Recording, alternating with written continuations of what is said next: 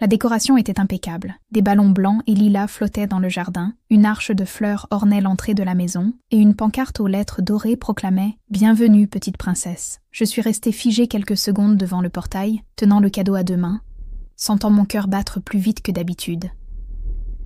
Ce n'était pas de l'anxiété. C'était autre chose. Un malaise étrange que je ne parvenais pas à expliquer. Et c'est à ce moment-là que Thomas, mon mari, s'est tourné vers moi et a murmuré « Sophie, on ne devrait pas être ici ». Sur le coup, j'ai pensé qu'il était juste fatigué. Thomas était rentré directement du travail pour assister au baby shower de Julie, ma meilleure amie depuis le lycée. Il est technicien de sécurité dans une entreprise de construction et souvent, il doit régler des problèmes jusqu'à tard. Mais quelque chose dans son ton m'a fait m'arrêter. « Pourquoi ?» ai-je demandé. Il a simplement secoué la tête. Je t'expliquerai plus tard. Il me connaissait. Il savait que je ne partirais pas sans une bonne raison. Mais il savait aussi que s'il en disait trop, je n'entrerais pas à la fête comme Julie l'attendait. Malgré mes doutes, j'ai continué à avancer jusqu'à la porte. La maison de Julie se trouvait en périphérie de Toulouse, dans un quartier résidentiel calme. Elle et son mari l'avaient achetée après leur mariage, 3 ans plus tôt. La maison était charmante, avec de grandes fenêtres et un jardin bien entretenu. Mais ce qui m'a frappé cette fois, c'était l'effervescence. Des voitures garées partout, des gens entrant et sortant avec des sacs, des photographes, des serveurs circulant avec des plateaux. On aurait dit un petit mariage, pas un baby shower. La porte s'est ouverte avant même que je ne sonne. Julie était resplendissante. Une robe rose pâle, un ventre rond bien visible, un maquillage parfait, les cheveux relevés en un chignon lâche orné de fleurs naturelles. Elle a souri en me voyant et m'a enlacée sur le côté, comme pour protéger le bébé. « Sophie, je suis tellement contente que tu sois là. » J'ai tendu le cadeau, elle m'a remerciée et m'a entraînée à l'intérieur. Thomas m'a suivi, mais il est resté en retrait, son regard scrutant la pièce comme s'il analysait un plan de sécurité. Tout semblait sorti d'un magazine. La table principale était décorée de petits gâteaux personnalisés. Il y avait des souvenirs marqués du nom Clara et un mur de photos illustrant la prétendue grossesse de Julie. Elle avait annoncé sa grossesse 7 mois plus tôt dans un post émouvant. J'avais été l'une des premières à l'apprendre, bien sûr. Elle m'avait appelée le lendemain, en pleurs de joie. Mais en observant tout cela, j'avais l'impression de regarder une mise en scène, pas une maison pleine de vie. « Vous arrivez pile au bon moment. On va monter. Je veux vous montrer la chambre du bébé avant que tout le monde n'y aille. » Julie m'a pris la main et m'a conduite à l'étage. Thomas nous a suivis, silencieux. La chambre était exactement comme sur les photos qu'elle m'avait envoyées des semaines auparavant. Un papier peint aux motifs délicats, un berceau blanc avec un voile de tulle, un fauteuil d'allaitement dans un coin et une étagère remplie de livres et de peluches. « C'est magnifique, Julie. » ai-je dit en effleurant le bord du berceau. Mais une question m'a traversé l'esprit. Je connaissais Julie. Elle n'avait jamais été du genre à dépenser pour la décoration. Et son mari, Julien, avait été licencié l'année précédente. Comment avait-il financé tout cela ? « Tout a été offert par des sponsors », a-t-elle répondu, comme si elle lisait dans mes pensées. Comme je travaille sur les réseaux sociaux, plusieurs marques ont voulu participer. Une belle collaboration. Tout a été donné. Thomas a haussé les sourcils. Il savait que Julie n'avait pas une audience si importante. Son compte Instagram était moyen, avec des posts sur son quotidien et, dernièrement, beaucoup de photos de son ventre.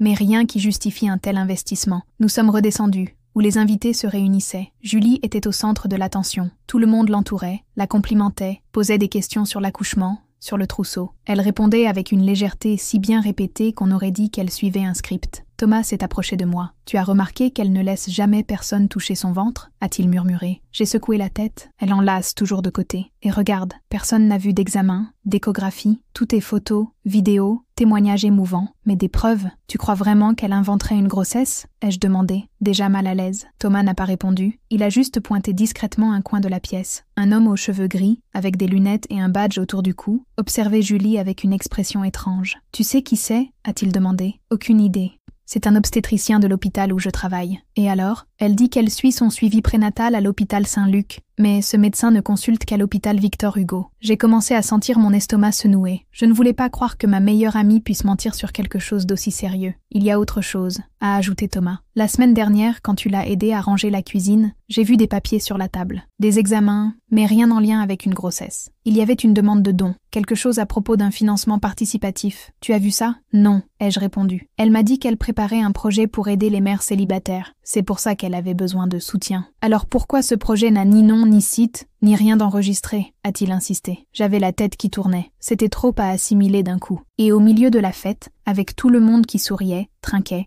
prenait des photos, je me sentais déphasée, comme si j'étais la seule à ne pas connaître une vérité bien plus grande. Pour la photo officielle, Julie a appelé tous les parrains, amis proches, la famille. J'étais placée à côté d'elle. Elle m'a pris la main fermement, m'a regardée dans les yeux et m'a dit « Merci pour tout, Sophie. Tu es comme une sœur pour moi. » J'ai souri, mais intérieurement, je ne savais plus quoi penser. Quand les photos ont été terminées, Thomas m'a tiré discrètement dans le couloir. « On doit partir. » J'ai pris une profonde inspiration. « Tu es sûre ? » Plus que jamais. Nous sommes descendus sans bruit, comme si nous commettions une sorte de trahison. Julie était encore au milieu du salon, entourée d'amis qui riaient et complimentaient chaque détail de la fête.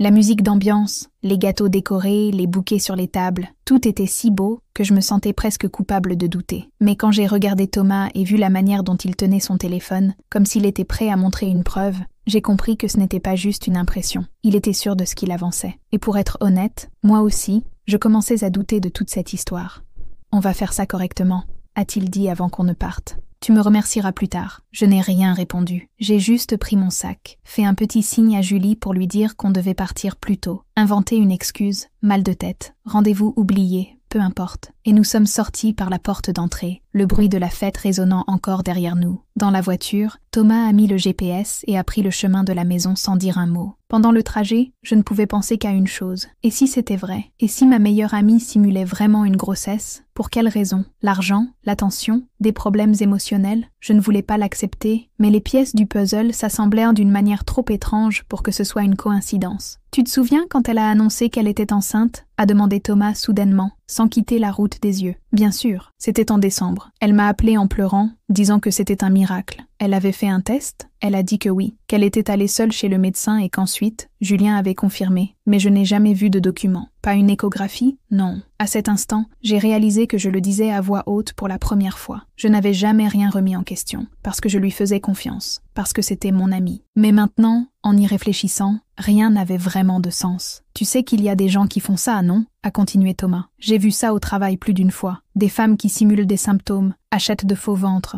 inventent des noms de médecins, parfois par manque affectif, parfois à cause d'un trouble psychologique, et d'autres pour un simple coup monté. Un coup monté? Ai-je demandé. Une fraude, tu veux dire? Oui. Certains créent des campagnes, reçoivent des dons, obtiennent des cadeaux coûteux, utilisent l'histoire de la grossesse pour émouvoir.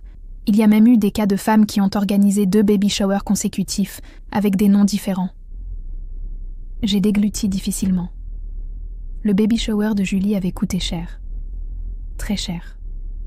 Même avec tout ce qui était offert, comme elle le prétendait, il y avait des dépenses qui ne collaient pas. Les serveurs, le buffet, la décoration professionnelle, le photographe, et puis la liste de cadeaux était énorme. Il y avait des articles à plus de 300 €, et elle n'avait pas hésité à tout mettre sur le site qu'elle avait créé pour l'événement. « Tu crois qu'elle fait ça pour l'argent ?» ai-je demandé, honteuse de poser la question. « Je ne sais pas », a répondu Thomas, « mais si c'est le cas, il faut que ça soit découvert, et vite. » À ce moment-là, j'ai senti qu'il fallait que je sache la vérité par moi-même. Ce n'était plus seulement une question de protéger notre amitié, c'était une question de ne pas être complice de quelque chose de mal. J'ai pensé à appeler Julie le lendemain, à prétendre vouloir l'aider avec quelque chose pour le bébé, peut-être l'accompagner à une consultation, mais Thomas a eu une meilleure idée. Écrit à sa sœur, celle qui vit avec elle. Comment elle s'appelle déjà? Camille. Voilà. Dis que tu as oublié quelque chose chez elle et demande si tu peux passer demain. Si elle accepte, vas-y seule, observe calmement. C'était risqué, mais j'ai accepté. J'ai envoyé un message juste après notre retour à la maison. J'ai dit que j'avais oublié ma trousse de toilette dans la salle de bain à l'étage, où j'étais effectivement allée me laver les mains. Camille a répondu immédiatement, disant que Julie ne serait pas là le matin, mais qu'elle pouvait m'accueillir. C'était fait. Maintenant, si vous regardez cette vidéo jusqu'ici, dites-moi une chose. Qu'auriez-vous fait à ma place? Auriez-vous continué jusqu'au bout, ou fait comme si de rien n'était? Laissez vos réponses dans les commentaires, parce que, je vous jure, je me demande encore aujourd'hui si j'aurais dû continuer. Le lendemain matin, je me suis réveillée tôt. Thomas était déjà parti au travail, et j'ai profité du calme de la maison pour mettre mes idées en ordre. J'ai pris mon sac, vérifié mon téléphone, et conduit jusqu'à chez Julie avec une boule au ventre que je n'avais pas ressentie depuis le jour de mon premier examen à la fac. Camille a ouvert la porte encore en pyjama, les cheveux relevés en un chignon désordonné, une tasse de café à la main. « Salut, Sophie, entre, c'est un peu le bazar. » Désolée. J'ai souri, essayé de paraître naturelle et je suis entrée. L'odeur de la maison était la même que d'habitude, mais l'ambiance était totalement différente de celle de la fête. Sans les fleurs, les ballons et les gâteaux, l'endroit semblait ordinaire, presque vide. Ta trousse était sur le plan de travail. Je l'ai mise là pour toi, a-t-elle dit en pointant un petit sac en tissu. Je l'ai remerciée, mais je ne suis pas partie tout de suite. Tout va bien avec Julie? Ai-je demandé, feignant l'inquiétude. Camille a hésité. Oui, elle est juste un peu fatiguée. Tu sais, la grossesse, hein? J'ai hoché la tête, mais j'ai continué à observer les détails. Sur la table de la cuisine, j'ai vu un verre de vin rouge à moitié plein et un paquet de jambon cru. 2 choses que les femmes enceintes évitent généralement. Elle a dîné avec Julien hier? Ai-je demandé. Je crois. Je suis rentrée tard du boulot. Je n'ai pas vu. D'accord. J'ai haussé le ton, mais sans être accusatrice. Elle a dit quelque chose sur un accouchement prématuré? Non, pas que je sache. Pourquoi? Rien. Juste une curiosité. Je suis restée encore quelques minutes et j'ai pris congé, mais en chemin vers la porte, quelque chose m'a arrêtée. Un carnet noir, à moitié caché sous un coussin sur le canapé. C'était un journal. Je ne l'avais jamais vu, mais j'ai reconnu l'écriture de Julie. Sur la couverture, juste un nom, Clara. C'est à elle, ai-je demandé en le montrant. Je crois. Elle écrit là-dedans depuis toujours. Un peu folle avec ses souvenirs. Je peux jeter un œil? Mieux vaut pas, Sophie. Elle déteste qu'on touche à ses affaires. Camille était nerveuse. Elle ne pouvait pas le cacher. Et à cet instant, j'ai su, il y avait bien quelque chose qui clochait, et ce journal pouvait être la clé pour tout comprendre. Je suis sortie de chez Julie, le cœur battant, les mains moites. Je serrais ce carnet contre moi dans mon sac, comme si je transportais une bombe prête à exploser. Camille n'a pas protesté. Elle m'a juste regardée, avec cet air de quelqu'un qui ne sait pas s'il est soulagé ou inquiet. Peut-être qu'elle savait, peut-être qu'elle était coincée dans ce même jeu de mensonges et de faux semblants. Mais si elle savait, elle n'a rien dit. Et je n'ai pas demandé d'explication non plus. J'ai juste remercié, dit que je préviendrai Julie de mon passage, et je suis partie. Dans la voiture, je suis restée quelques minutes immobile, moteur éteint. Le carnet était là, sur le siège passager, comme un fantôme. Je ne savais pas si je devais l'ouvrir, mais je ne pouvais pas m'en empêcher. C'était comme si toutes les réponses aux questions des derniers mois m'attendaient là-dedans.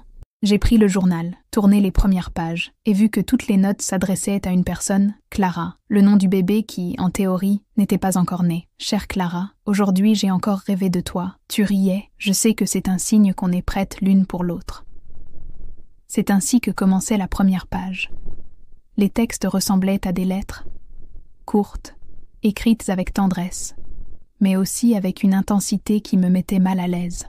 Julie écrivait comme si Clara était déjà vivante depuis longtemps, comme si Clara était réelle. Ils ne croient pas, ils disent que ce n'est pas possible. Mais je sais que tu vas arriver, peu importe ce que disent les médecins. Cette phrase m'a donné des frissons. Elle disait que les médecins ne croyaient pas. Mais pourquoi? Julie n'avait-elle jamais été enceinte? Ou avait-elle essayé sans succès? J'ai continué à lire. Certaines pages dataient de 2 ans, d'autres, plus récentes, d'il y a 3 mois. Dans toutes, le ton était le même. Elle s'adressait à sa fille comme si elle existait, sans aucun signe concret de grossesse, d'examen ou de préparatifs réels. Les lettres oscillaient entre espoir, colère et tristesse. L'une d'elles disait « Aujourd'hui j'ai encore essayé, j'ai tout fait correctement, mais la tache rouge est revenue. Ils disent que c'est normal. Je sais que non. Je me suis arrêtée là. J'ai refermé le journal. Ce que je lisais n'était peut-être pas juste un mensonge. C'était peut-être le signe d'un problème plus grave. J'ai pris mon téléphone et appelé Thomas. J'ai trouvé le journal. Tout est là-dedans. Elle écrit à une fille imaginaire depuis 2 ans. Il n'y a aucun dossier médical. Elle parle comme si elle essayait de tomber enceinte depuis tout ce temps. « Tu as tout lu ?» a-t-il demandé. « Juste le début. Mais c'est déjà assez pour savoir qu'il y a un problème. Rentre à la maison. On doit décider quoi faire avec ça. » Le trajet du retour m'a semblé plus long que d'habitude. Chaque feu rouge semblait durer une éternité. En arrivant, Thomas m'attendait à la porte. J'ai pris le journal et le lui ai montré. Il l'a feuilleté rapidement, lisant en silence. Puis il m'a regardé et a dit « C'est sérieux, ce n'est pas juste un mensonge, c'est un comportement obsessionnel. Tu crois qu'elle a besoin d'aide médicale ?» ai-je demandé. « Peut-être, ou peut-être pire. Ça dépend de ce qu'elle fait avec cette histoire. Tu penses qu'elle monte un coup? Si elle reçoit de l'argent ou des avantages grâce à cette fausse grossesse, oui, c'est un délit, même si elle croit vraiment qu'elle est enceinte. Cette nuit-là, je n'ai pas dormi. Je suis restée assise dans le salon, le journal sur les genoux, repensant à chaque conversation, chaque message, chaque détail de la fête. Les meubles pour bébé encore dans leur boîte, les cadeaux encore étiquetés, les vêtements non lavés, les biberons fermés. Tout semblait être un décor monté pour impressionner. Mais pourquoi Pourquoi quelqu'un ferait ça? La réponse ne venait toujours pas. Le lendemain, j'ai reçu un message de Julie. « Tu es partie si vite hier. Tout va bien ?» J'ai regardé ce message et je me suis sentie mal. C'était mon amie. Mais était-ce vraiment elle? Ou une version d'elle que je ne connaissais pas? J'ai répondu calmement « Tout va bien. Juste un mal de tête. » La fête était magnifique. Elle a répondu en quelques secondes. « Tant mieux. J'ai cru que tu étais bizarre. Faut qu'on parle de certaines choses après. On se prend un café? » Mon cœur s'est accéléré. « Bien sûr. Quand tu veux. » Cet après-midi, Julien a un rendez-vous. Je serai seule ici. C'était ma chance. J'ai accepté et je suis partie. Avant de sortir, Thomas m'a dit « Si quelque chose semble anormal, appelle-moi. N'hésite pas. » J'ai promis. Je suis arrivée chez elle à 16h.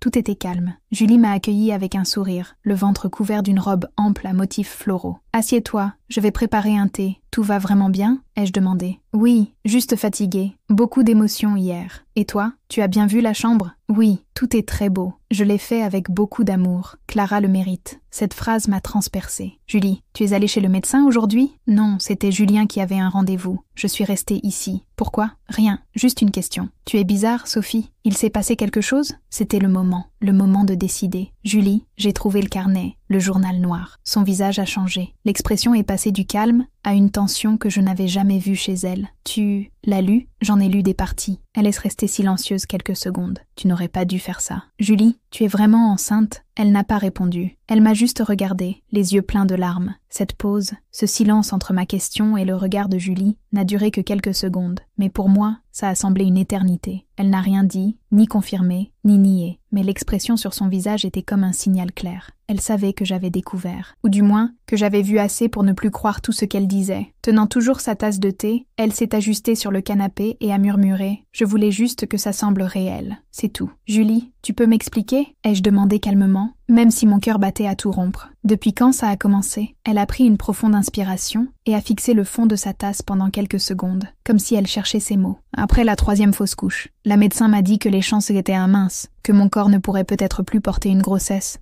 Je suis sortie de là en me sentant vide, comme si on m'avait arraché quelque chose. Mais pourquoi faire semblant? Parce que personne n'écoutait quand je disais que je souffrais. Quand j'ai pleuré pour les autres pertes, tout le monde disait « Ça va passer, un jour ça marchera ». Mais personne ne comprenait ce que c'était de sentir tout le temps qu'il manque quelqu'un en toi, qu'il y a un vide qui ne se remplira jamais. Je suis restée silencieuse. C'était bien plus profond que ce que j'avais imaginé. Je n'étais pas face à un simple mensonge. Ce n'était pas une tromperie par méchanceté, mais par désespoir. Du moins, c'est ce qu'il semblait. Mais le baby shower, les cadeaux, tout ça, c'était réel. « Je sais », a-t-elle répondu. C'était la seule façon que j'ai trouvée pour rendre Clara réelle pour les autres aussi. Parce qu'elle est réelle pour moi. Sophie, tu ne comprends pas? Je rêve d'elle. Je lui parle. Je la sens ici, avec moi. Elle a passé la main sur son ventre avec douceur. À cet instant, je ne savais plus ce que je voyais. Un mensonge? Une illusion? Une maladie? « Julie, tu n'es pas enceinte, n'est-ce pas ?» ai-je demandé une nouvelle fois, sans détour. Elle a levé les yeux et, pour la première fois depuis que j'étais entrée, a parlé avec fermeté. « Non. Mais personne n'a besoin de le savoir pour l'instant. Pas maintenant. » J'ai senti un frisson. Tu dis ça comme si c'était quelque chose que tu peux contrôler. Comme si c'était ton choix de le dire ou non. Mais il y a des gens qui y croient. Des gens qui ont donné des cadeaux, fait des dons, envoyé des messages, pleuré d'émotion. Tu comprends ce que ça signifie? Je sais, mais personne n'a été forcé. Ils ont donné parce qu'ils voulaient. Julie, c'est grave. Ça peut devenir un problème juridique. Tu pourrais être poursuivie pour avoir trompé les gens. Je n'ai demandé d'argent à personne, mais tu as reçu beaucoup de choses. C'était tes cadeaux. Basés sur un mensonge. Elle s'est levée. Elle faisait les 100 pas, nerveuse. Je ne suis pas une criminelle. Je voulais juste vivre cette expérience. Au moins une fois. C'est tout. C'était difficile de rester là, à prétendre que tout allait bien. Mon cœur était en miettes. Je n'avais jamais imaginé vivre quelque chose comme ça. Devoir confronter ma meilleure amie pour quelque chose d'aussi grave. Je me suis levée aussi et j'ai dit « Tu as besoin d'aide. Professionnelle. Ça a dépassé les bornes. » Elle a ri, un rire bref, nerveux. On me l'a déjà dit, mais personne n'écoute ce que j'ai à dire. Toi non plus, tu n'écoutes pas, tu me juges. Julie, j'essaie de te comprendre, mais je ne peux pas faire comme si rien ne s'était passé. J'ai tout vu, j'ai lu le journal, j'ai vu la fête d'hier, j'ai vu le médecin qui n'était même pas ton obstétricien te regarder comme une étrangère, et plus encore. Thomas avait déjà des soupçons. Il a vu le schéma. Et s'il l'a vu, d'autres le verront aussi.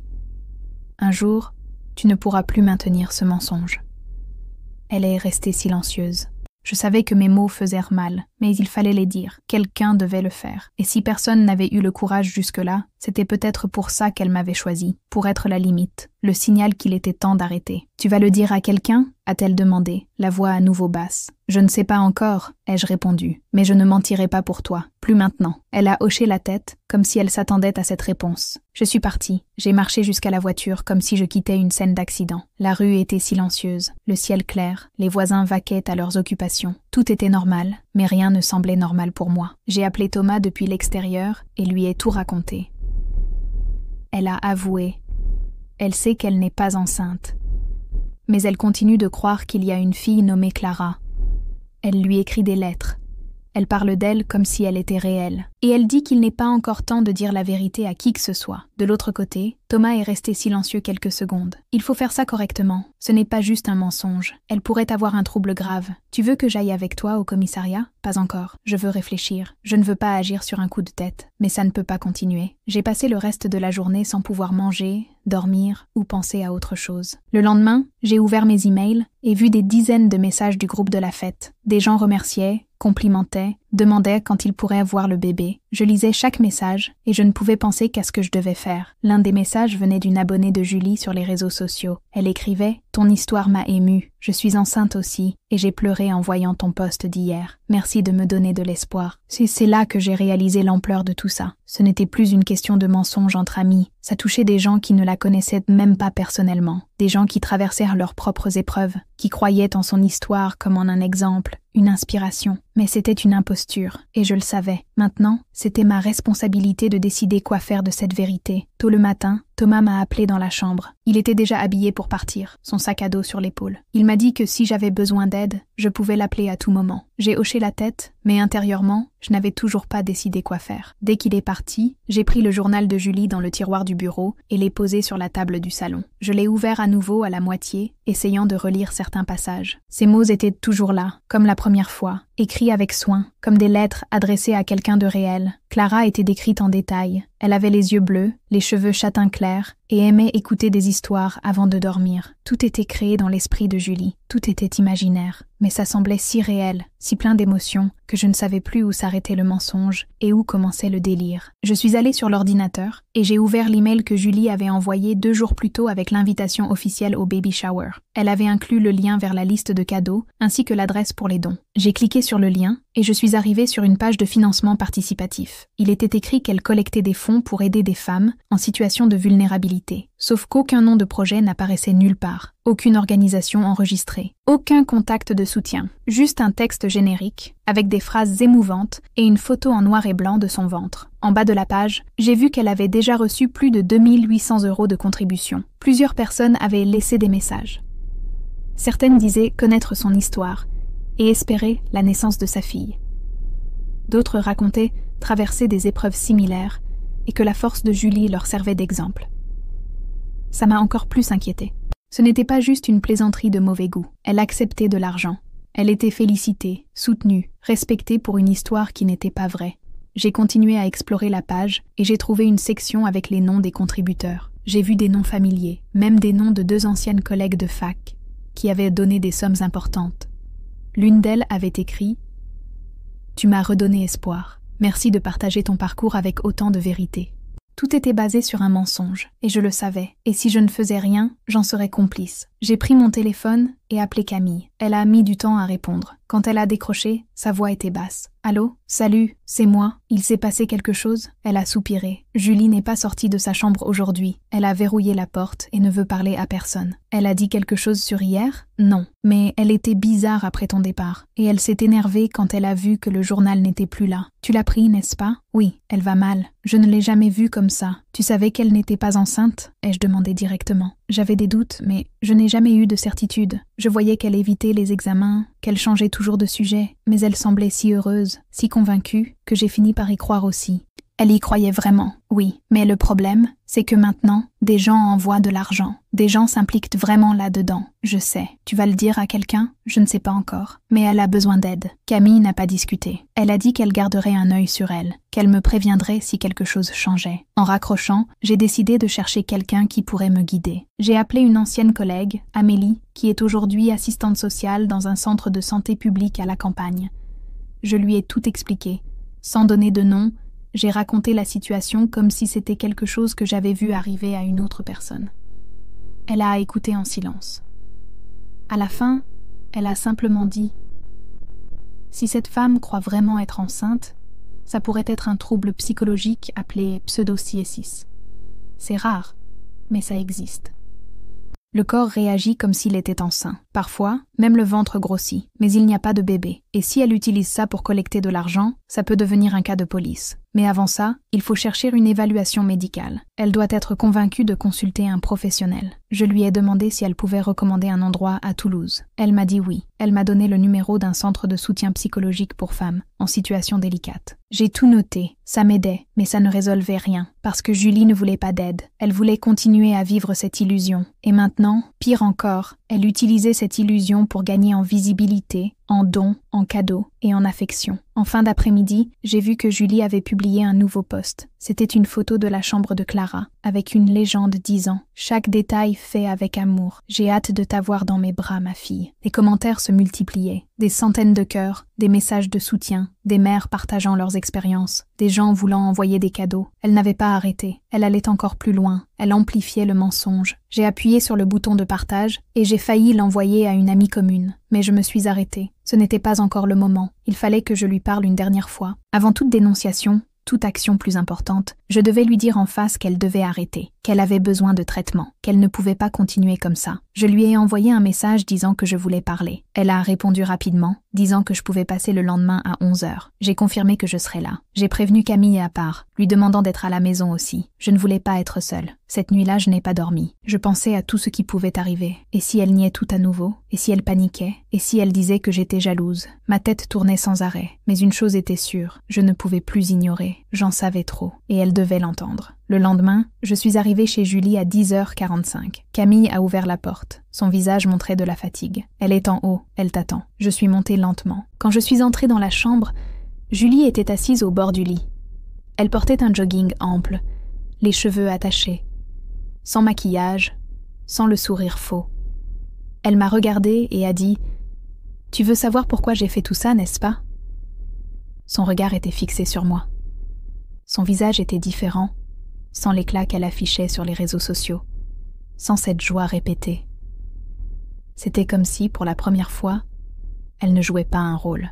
Elle attendait juste que je dise ce qui allait suivre, mais je ne voulais pas commencer avec de la colère. Je voulais juste qu'elle comprenne. Je suis venue pour parler, mais ce n'est plus une question de ce que je pense ou non. C'est à propos de ce qui se passe, Julie, de ce que tu fais. Elle a baissé la tête et a trituré ses doigts. J'ai déjà imaginé ce que tu vas dire, que c'est mal, que j'ai tout inventé, que j'ai trompé les gens, mais je ne veux pas entendre ça maintenant. Ce n'est pas une question de vouloir ou non, c'est ce qui se passe. Les gens croient que tu es enceinte. Ils t'ont envoyé des cadeaux, fait des dons, partagé leur propre douleur. Et tout ça repose sur quelque chose qui n'est pas réel. Pour moi, c'est réel, a-t-elle répondu sans lever les yeux. Je ne fais pas semblant, j'y crois vraiment. Je me réveille en pensant à elle. Je m'endors en pensant à elle. Elle existe, Sophie. Peut-être pas comme vous pensez qu'elle devrait exister, mais elle existe. J'ai pris une profonde inspiration. Tu as écrit dans un carnet pendant 2 ans à une fille qui n'a jamais été conçue. Tu as préparé une chambre. Tu as organisé tout un baby shower. Et maintenant, tu collectes de l'argent. Ce n'est pas normal. Ça a dépassé une limite. Elle a levé les yeux. Et si j'avais juste fait une autre fausse couche et que je ne l'avais pas dit, ça serait plus acceptable? J'ai déjà perdu 3 fois. 3. Et à chaque fois, personne ne m'a envoyé de message pour demander comment j'allais. Personne ne m'a offert de cadeaux.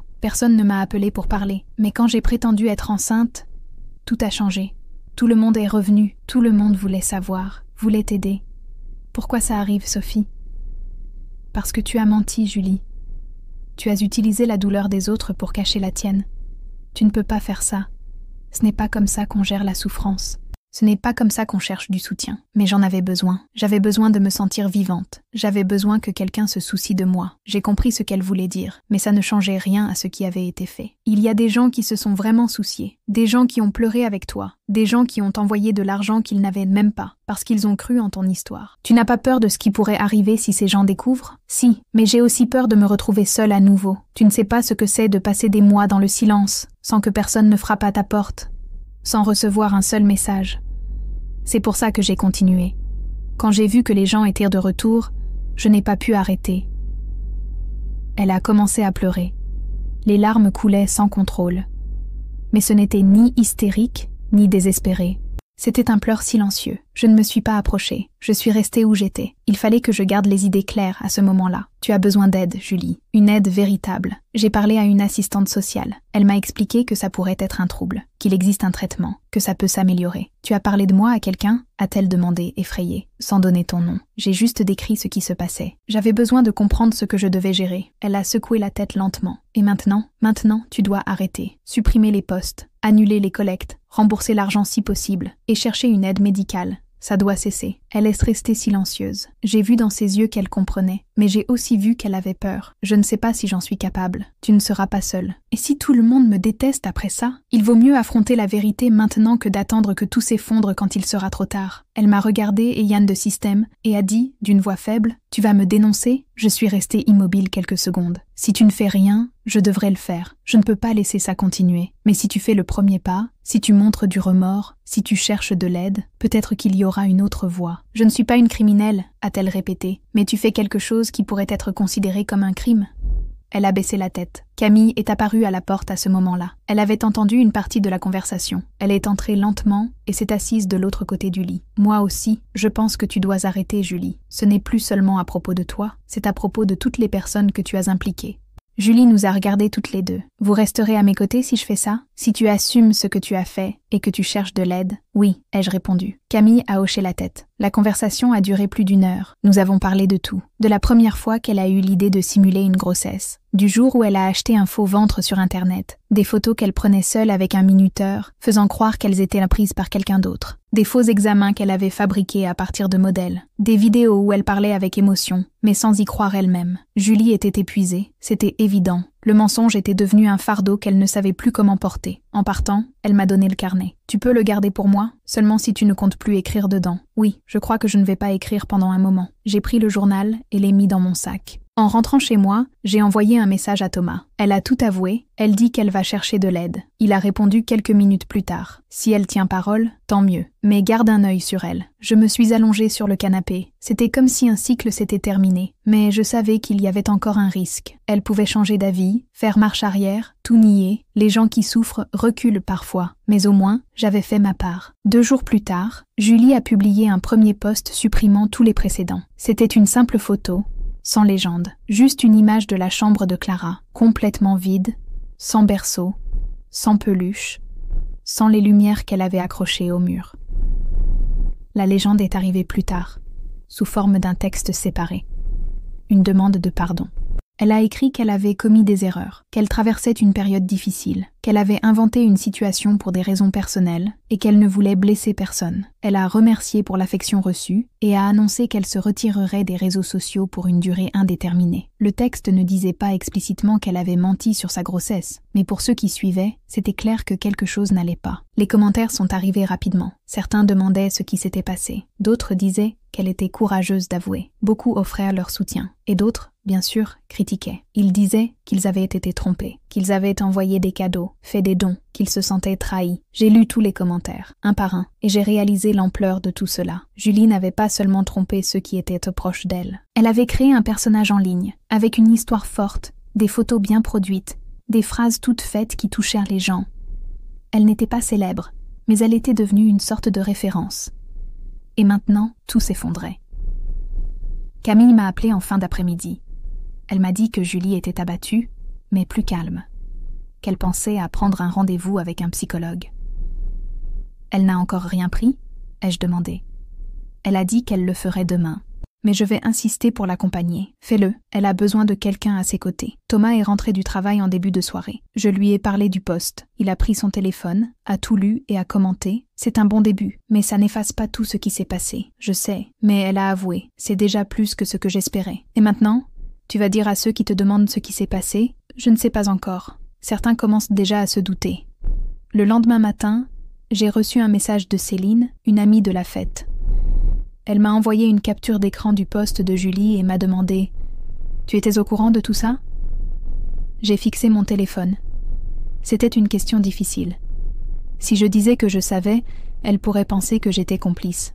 Si je disais que je ne savais pas, ce serait mentir. J'ai répondu prudemment. Je l'ai découvert récemment. Ça m'a choquée aussi. Mais elle cherche de l'aide. Céline n'a pas répondu tout de suite. Quelques heures plus tard, elle a écrit « Triste ». Tant de gens y ont cru. J'espère qu'elle se fera soigner. Mais ce qu'elle a fait est grave. J'ai acquiescé. C'était grave. Même si c'était par douleur, c'était un mensonge trop gros. Les jours suivants, d'autres messages sont arrivés. Des gens qui avaient envoyé des cadeaux. Des gens qui avaient fait des dons. Des gens qui avaient simplement suivi de loin, mais qui avaient été émus par l'histoire. Ils voulaient tous comprendre ce qui s'était passé. Certains étaient compréhensifs, d'autres beaucoup moins. L'un d'eux a dit qu'il avait contacté la plateforme de dons pour demander un remboursement. Un autre a parlé de consulter un avocat. J'ai montré les messages à Thomas. Il a été direct. Ça va prendre de l'ampleur. Ça pourrait devenir une affaire judiciaire. Tu es prête pour ça? Je veux juste qu'elle se fasse soigner. Le reste n'est plus entre mes mains. Mais s'il t'appelle pour témoigner, si tu dois tout raconter, je dirai la vérité. J'ai fait ce que j'ai pu. Cette même semaine, Camille m'a dit que le rendez-vous avec le psychologue était fixé. Un professionnel recommandé par le centre de santé. La première consultation aurait lieu le lundi suivant. J'ai demandé si elle voulait que je l'accompagne. Julie a répondu que non. Elle a dit qu'elle devait le faire seule. J'ai respecté sa décision. Le dimanche, Camille m'a appelée. Elle a peur. Elle dit que si elle dit tout au psychologue, il va la faire interner. Ça n'arrivera pas si elle est sincère. Le psychologue est là pour aider, pas pour punir. Même comme ça, elle est terrifiée. Elle dit que des gens continuent d'envoyer des messages. Certains sont furieux. Elle doit affronter ça. Sinon, elle continuera à fuir. Le lundi, elle y est allée. Julie est arrivée au centre de santé avec Camille. Elles y sont restées presque 1 heure. En sortant, Camille m'a appelée. C'était dur. Elle a beaucoup pleuré. Mais le médecin a été ferme. Il a dit qu'elle avait besoin d'un suivi. Il a parlé d'un possible trouble de deuil non résolu et d'une illusion créée par le déni. Elle a accepté le traitement. Oui, ils vont fixer un autre rendez-vous. Avec un psychiatre aussi. Ils vont faire des examens, évaluer correctement. C'est une bonne nouvelle. Pour la première fois depuis le début, j'ai ressenti un peu de soulagement. C'était encore tôt pour dire que tout était résolu, mais il y avait un chemin, un pas en avant,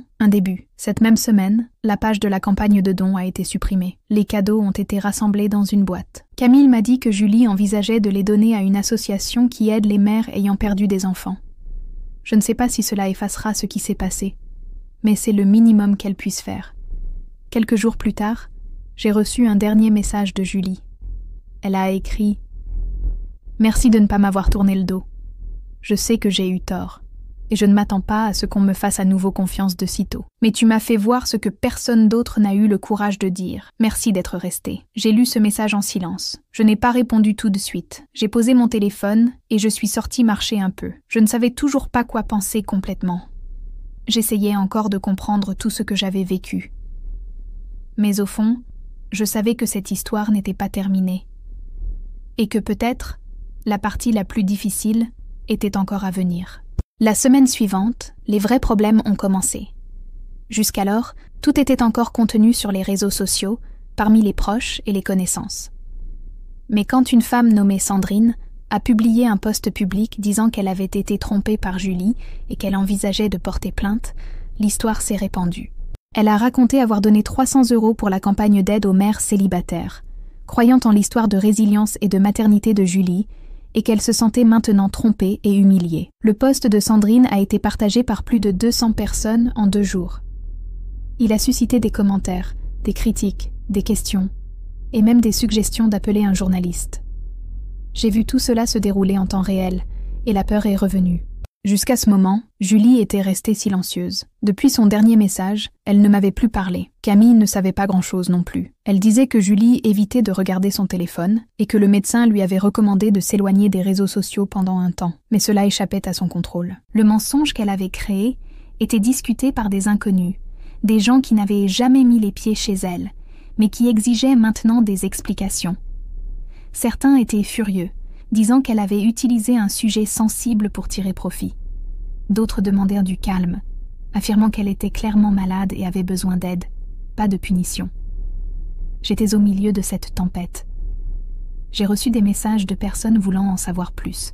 Des gens me demandaient ce que je savais, si j'étais au courant depuis le début, si j'étais impliquée. J'ai répondu brièvement. J'ai découvert après la fête. Quand je l'ai su, j'ai fait ce que j'ai pu pour qu'elle arrête. Cela ne suffisait pas toujours. Certains insistaient, d'autres doutaient, et certains voulaient juste du scandale. Thomas m'a conseillé de ne plus répondre à personne. Il a dit que ça devenait hors de contrôle, et que ce n'était plus de mon ressort. Tu as fait ta part, Sophie. Maintenant, c'est à elle de gérer, et à ceux qui veulent poursuivre ça légalement. Mais je me sens responsable, ai-je dit. Tu as juste découvert. Tu n'es pas complice. Tu n'as rien à te reprocher. Même ainsi, il était difficile de dormir. Je rêvais de la fête, du faux ventre, des gens qui pleuraient pendant les photos. Je voyais la scène de l'ouverture des cadeaux, tout le monde applaudissant. Tout cela était faux, mais ça semblait si réel à ce moment-là. Et maintenant, ça faisait mal de s'en souvenir. Une semaine plus tard, Julie m'a renvoyé un message. C'était bref. On peut parler? J'ai hésité, mais j'ai accepté. J'ai dit que je pouvais passer chez elle le lendemain matin. Quand je suis arrivée, Camille a ouvert la porte et m'a dit que Julie allait mieux, plus calme, mais très honteuse. Julie était assise sur le canapé, sans maquillage, les cheveux attachés, des vêtements simples. Elle m'a regardée comme si elle s'excusait avant même de parler. « Sophie, je voulais te remercier encore et te dire que je ne sais pas comment réparer tout ça. Je ne sais même pas par où commencer. Tu as déjà commencé. Tu es allée chez le médecin. Tu as annulé la campagne. Tu t'es excusée. Mais ce n'est pas assez. Peut-être pas, mais c'est le minimum. » Elle a hoché la tête. « D'accord. Tu as vu ce qu'ils disent là dehors? Oui. Tu crois qu'ils vont me dénoncer? Je ne sais pas. Peut-être. Et si je vais en prison? Ça dépendra de ce qu'ils découvriront. S'il y a eu un crime ou non. S'il y avait une mauvaise intention. Si quelqu'un veut aller en justice. Mais je ne voulais tromper personne. Je le jure. Je voulais juste vivre ça. Sentir que je pouvais être mère. Que c'était possible. C'était comme un espoir qui devenait réalité, même si ce n'était que dans ma tête. Elle a recommencé à pleurer. Camille s'est assise à côté d'elle et lui a pris la main. « Tu fais ce qu'il faut maintenant. Ça peut être tard pour certaines choses, mais il est encore temps d'améliorer les choses. » Julie a hoché la tête, toujours en pleurs. Après quelques minutes, elle a pris une profonde inspiration et a dit « Le psychiatre va me suivre à partir de la semaine prochaine. Ils vont faire des examens, voir si c'est hormonal, psychologique ou les deux. Il pense que ça pourrait être un type de trouble de déni combiné à un deuil. Ça a du sens. » Ai-je commenté. « Tu as perdu 3 grossesses. Tu n'as jamais vraiment traité ça. Tu n'en as jamais parlé. Tu as tout gardé pour toi. Je pensais que je m'en sortais, mais chaque fois que je voyais une femme enceinte, c'était comme si une partie de moi criait, et quand j'ai commencé à faire semblant, tout semblait avoir du sens à nouveau. Les gens me regardaient, comme si j'étais forte, spéciale, importante. Mais ce n'était pas réel. Non, mais ça faisait moins mal que de sentir le vide. Nous sommes restés silencieuses un moment. Je voulais comprendre, je voulais pardonner, mais il y avait encore des doutes, de la culpabilité, de la douleur. Avant de partir, Julie m'a donné une enveloppe. C'est tout ce que j'ai reçu en don, ce qui n'a pas été dépensé. Je veux le rendre à ceux qui ont donné. Ou le donner à une vraie association. Tu peux m'aider avec ça? J'ai pris l'enveloppe et j'ai dit oui. C'était la bonne chose à faire. En rentrant chez moi, je pensais à la vitesse à laquelle tout avait changé. Quelques semaines plus tôt, je pensais assister à un baby shower ordinaire. J'allais voir ma meilleure amie vivre l'un des moments les plus heureux de sa vie. Et maintenant, je tenais une enveloppe pleine d'argent qui faisait partie d'un mensonge qui avait blessé beaucoup de gens.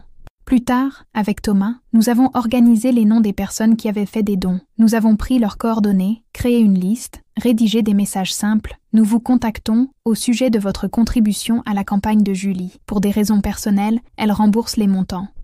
Si vous souhaitez un remboursement, veuillez répondre avec vos coordonnées bancaires. La plupart ont répondu avec surprise. Certains ont dit qu'ils ne voulaient pas récupérer l'argent, préférant qu'il soit donné à une vraie association. D'autres ont remercié, et certains n'ont pas répondu. Mais au moins, là, j'avais l'impression que nous essayions de réparer une partie des dégâts. Julie a continué son traitement. Elle est restée plus à la maison qu'en ligne. Et pour la première fois depuis longtemps, elle a commencé à parler de ses pertes de manière réelle. Pas comme une partie d'une belle histoire pour les autres, mais comme une douleur qu'il fallait laisser sortir. Les semaines suivantes ont été plus calmes. Julie continuait à aller chez le médecin, suivie de près par un psychologue et un psychiatre. Camille me tenait au courant des consultations, disant qu'elle n'en manquait aucune et qu'elle coopérait avec les traitements. Je ne voyais pas Julie souvent pendant cette période. J'ai pensé qu'il valait mieux lui laisser de l'espace. Elle en avait besoin, et moi aussi. La confusion causée par tout cela n'avait pas disparu. De temps en temps, quelqu'un m'envoyait encore un message pour demander si l'histoire était vraie, si elle était vraiment malade, si c'était une excuse. Je répondais avec patience. Je n'excusais pas, mais j'expliquais ce que je savais, qu'elle avait reconnu son erreur, qu'elle cherchait de l'aide et qu'elle essayait de réparer ce qu'elle avait fait. Tout le monde n'acceptait pas cette réponse. Certains disaient que c'était trop peu, trop tard, que le mal était fait, et je ne pouvais pas dire qu'ils avaient tort, parce qu'ils avaient raison, le mal était fait. Mais ce que je voyais maintenant, c'était quelqu'un qui essayait d'affronter ce qu'il avait causé, et ce n'était pas facile. Thomas disait que j'avais fait ma part, que je ne devais pas me sentir coupable, mais il était difficile de tout séparer dans ma tête. Julie avait été mon amie pendant des années. Nous avions grandi ensemble, partagé des confidences, des joies, des pertes, des moments importants. Quand elle m'a annoncé qu'elle était enceinte, j'étais vraiment heureuse. J'y ai cru de tout mon cœur. Et même avec les doutes qui sont apparus plus tard, même avec les signes étranges, je refusais de voir la vérité. Peut-être parce qu'accepter qu'elle mentait, c'était accepter que notre amitié n'était plus la même. Un mercredi après-midi, Camille m'a appelé pour me dire que Julie voulait me voir. Elle a dit qu'elle était plus forte, qu'elle voulait parler sans pleurer, sans fuir. Nous avons convenu de nous rencontrer le samedi chez elle. Quand je suis arrivée, Julie a ouvert la porte elle-même. Elle avait les cheveux détachés, des vêtements simples, une expression plus légère. Elle ne ressemblait ni à la femme de la fête, ni à celle effondrée sur le canapé en pleurs. Elle semblait être quelqu'un qui essayait de recommencer. Nous nous sommes assises dans le salon. Elle m'a offert un thé et a accepté quand j'ai dit que je voulais parler calmement. Ça fait des semaines que je pense à tout ce qui s'est passé, a-t-elle commencé. Chaque détail de cette fête, chaque message que j'ai reçu, chaque cadeau qui est arrivé, je me souviens de tout. Et plus le temps passe, plus je vois que c'était une fuite. J'essayais d'échapper à la douleur. Je voulais créer un monde où tout allait bien. Et tu penses encore que c'est vrai? Non. Aujourd'hui, je sais que j'ai inventé, que j'ai forcé les choses, que j'ai alimenté tout ça. Mais pendant un moment, c'était réel pour moi. Et ça me donnait la force de me lever, d'ouvrir la fenêtre, de continuer. Mais tu vois que ça a blessé beaucoup de gens, non? Oui, et c'est ce qui me fait le plus mal maintenant. Les gens m'ont fait confiance. Ils ont été émus par mon histoire. Et j'ai menti. Même si dans mon cœur c'était vrai, j'ai menti. Et ça n'a pas d'excuse. Elle m'a regardé dans les yeux. Tu me fais encore confiance? J'ai réfléchi avant de répondre. La confiance, c'est difficile maintenant. Mais je tiens encore à toi. Et je suis là parce que je veux que tu ailles bien. Je veux que tu avances de manière honnête, vraie, même si ça prend du temps. Julie a hoché la tête. Je comprends. Je ne veux rien forcer. Je voulais juste te remercier. De ne pas m'avoir tourné le dos, d'avoir eu le courage de m'affronter. Je sais que c'était difficile. Ça l'était, mais il fallait le faire. Elle s'est levée et a apporté une petite boîte. Elle l'a ouverte devant moi. À l'intérieur se trouvaient toutes les cartes de la fête, les photos imprimées, les souvenirs, les noms des donateurs. Je veux garder ça en souvenir, pas pour me rappeler du mensonge. Je veux me rappeler de ce que j'ai causé, pour ne plus jamais recommencer. Pour me souvenir jusqu'où je suis allée, et combien j'ai blessé ceux qui m'aimaient le plus. Je suis restée silencieuse, ça m'a touchée. Pas parce que c'était beau, mais parce que c'était vrai. Pour la première fois, elle faisait face à la vérité, sans excuse, sans se cacher derrière de belles phrases. Avant de partir, j'ai demandé ce qu'il en était des dons. Elle a dit que presque tout avait été réglé. Certains avaient demandé un remboursement. D'autres voulaient que l'argent aille à une ONG. Pour ceux qui n'avaient pas répondu, elle avait mis l'argent de côté, en attendant de faire une donation collective plus tard. En rentrant chez moi, je pensais à combien tout aurait pu être différent. Si elle avait demandé de l'aide dès le début, si elle avait parlé de sa douleur, de sa peur de ne jamais être mère, peut-être que personne ne l'aurait jugée.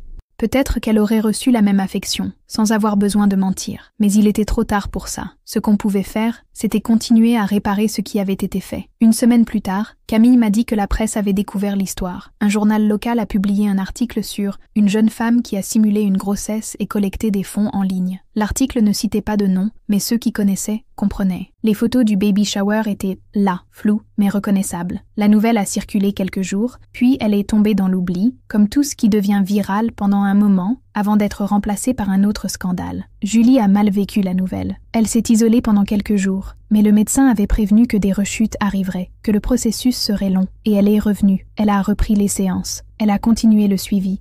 Et moi, j'ai continué à être là, pas comme avant. Notre amitié avait changé, mais je n'ai pas coupé les ponts. C'était une sorte de présence différente, basée non plus sur une confiance aveugle, mais sur la responsabilité. Je savais ce qu'elle avait fait. Elle savait que je savais. Et pourtant, j'ai choisi de rester proche. Pas pour couvrir, mais pour accompagner de loin quelqu'un qui avait décidé de changer. La dernière fois que je suis allée chez elle, c'était un dimanche matin. Nous avons pris un café simple, parlé de choses légères, puis elle m'a montré qu'elle avait commencé un nouveau journal.